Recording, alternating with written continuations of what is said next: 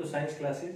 Last video lecture में हमने washing soda में हमने पढ़ा था कि सोडियम कार्बोनेट के साथ में 10 वाटर मॉलिक्यूल्स भी अटैच होते हैं, जिनको हमने कहा था वाटर ऑफ क्रिस्टलाइजेशन। तो वाटर ऑफ क्रिस्टलाइजेशन की यदि हम डेफिनेशन की बात करें तो हम इसको इस तरह से डिफाइन करेंगे, number of water molecules attach to any salt. Salt के एक जो हमारे पास फार्मूला यूनिट है, जैसे सोडियम कार्बोनेट की बात करें तो इसकी फार्मूला यूनिट हमारे पास है सोडियम कार्बोनेट Na2CO3। इस एक यूनिट के साथ में कितने वाटर मॉलिक्यूल्स अटैच हैं उनको हम वाटर ऑफ क्रिस्टलाइजेशन कहेंगे। दूसरा हमारे पास एग्जांपल हमने स्टडी किया था कॉपर सल्फेट का। कॉपर सल्फेट के साथ 5 वाटर मॉलिक्यूल्स अटैच होते हैं। कॉपर सल्फेट हमारे पास एक साल्ट है, इसके सिंगल यूनिट के साथ में 5 वाटर मॉलिक्यूल्स की अटैचमेंट होती है। तो इसके अंदर हमारे पास वाटर ऑफ क्रिस्टलाइजेशन होते हैं 10, इसके अंदर वाटर ऑफ क्रिस्टलाइजेशन होते हैं 5। नेक्स्ट जो हमारे पास एग्जांपल है वो है कैल्शियम सल्फेट डाइहाइड्रेट।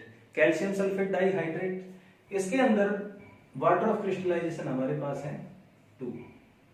अगर आप कैल्शियम सल्फेट को देखें तो उसके साथ 2 वाटर मॉलिक्यूल्स अटैच होते हैं।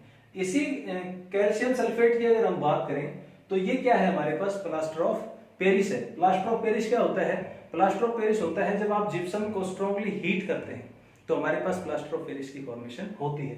ये क्या है हमारे पास? कैल्शियम सल्फेट डाइहाइड्रेट, ये हमारे पास जिप्सम है डाइहाइड्रेट। इसको समझें, अगर आप इन वाटर ऑफ क्रिस्टलाइजेशन की बात करें, स्ट्रॉन्ग हीटिंग करने से वाटर मॉलिक्यूल्स इनमें से डिटैच होकर निकल जाते हैं। तो अगर आप इसको भी स्ट्रांगली हीट करते हैं, टेम्परेचर हमारे पास जो मेंशन कर रखा है यहां वो है 373 केल्विन। 373 केल्विन क्यों है? क्योंकि जो वाटर मॉलिक्यूल्स इसके साथ अटैच होते हैं वो 100 डिग्री सेल्सियस या 373 केल्विन पे वेपर्स में कन्वर्ट होके उड़ जाएंगे, वेपराइज हो जाएंगे। तो यहां हमारे पास दोनों के दोनों वाटर मॉलिक्यूल्स नहीं निकलते हैं, यहां हमारे पास केवल हाफ मॉलिक्यूल निकलता है, कैल्शियम सल्फेट हाफ H2। इस कैल्शियम सल्फेट की आप बात करें तो इसके साथ जब इसको स्ट्रांगली हीट करते हैं 373 केल्विन टेम्परेचर के ऊपर, तो इसमें से हाफ मॉलिक्यूल ही शेष रह जाएगा। इसमें बैलेंस कितना रहेगा? हाफ वाटर मॉलिक्यूल, और इसके 1.5 वाटर मॉलिक्यूल्स निकल जाएंगे। तो हमारे पास क्वेश्चन ये आता है अब कि ये जो हाफ वाटर मॉलिक्यूल है ये किस तरह से एग्जिस्ट, क्योंकि वाटर मॉलिक्यूल तो कभी भी हाफ एग्जिस्ट करता ही नहीं है। तो ये जो हाफ कैल्शियम सल्फेट जो हमारे पास बना है, कैल्शियम सल्फेट H2O फिर कैल्शियम सल्फेट, ये जो सिंगल वाटर मॉलिक्यूल है ये 2 अलग अलग कैल्शियम सल्फेट के बीच में रह गया है, आधा इसके हिस्से में आधा इसके हिस्से में। जनरली हम इसको इस तरह से डिनोट करते हैं, एक्चुअली ये इस तरह से एग्जिस्ट करता है। नाम हमारे पास आता है प्लास्टर ऑफ पेरिस। इसको प्लास्टर ऑफ पेरिस क्यों कहते हैं? काम क्या आता है? सबसे पहले पेरिस में जो हमारे पास हम बिल्डिंग्स बनाते हैं उनमें प्लास्टरिंग करते हैं सीमेंट से। प्लास्टर ऑफ पेरिस जो जिप्सम हमारे पास था, ये कैल्शियम सल्फेट हेमीहाइड्रेट जो हमारे पास सब्सटेंस आया है, ये सब्सटेंस को सबसे पहले दीवारों के ऊपर प्लास्टर करने का काम पेरिस में स्टार्ट हुआ था, इसलिए हम इसको प्लास्टर ऑफ पेरिस भी कहते हैं।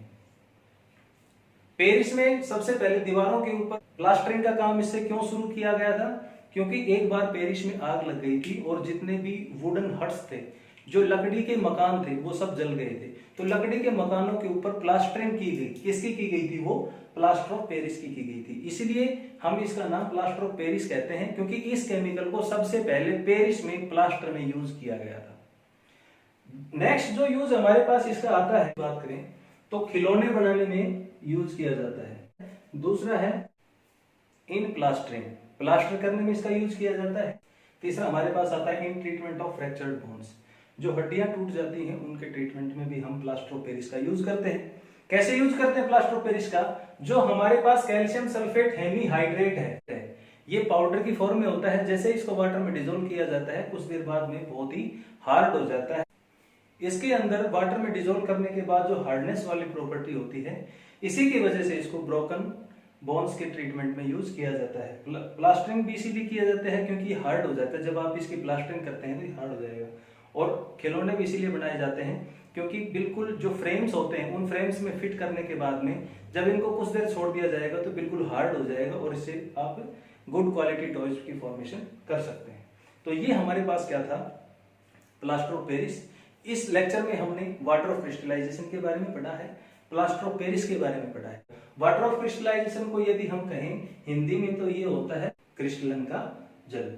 मतलब उस साल्ट के एक क्रिस्टल में कितने जल विद्यमान है। तो ये हमारे पास एसिड्स, बेसिस एंड साल्ट्स का टॉपिक था।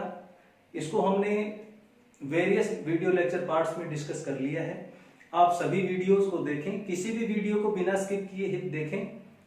अगर आप स्किप करते हैं तो पता नहीं कौन सी अच्छी इंफॉर्मेशन उस स्किपेबल पार्ट में आपकी निकल जाएगी। आप पूरा वीडियो देखें, पूरा वीडियो देखने के बाद अपनी बुक से कंसल्ट करें। अगर कोई टॉपिक आपको समझ में नहीं आता है तो आप कमेंट बॉक्स में डाल सकते हैं और आपकी जो सभी क्वेरीज हैं वो आपकी एक वीडियो लेक्चर में डील कर ली जाएंगी।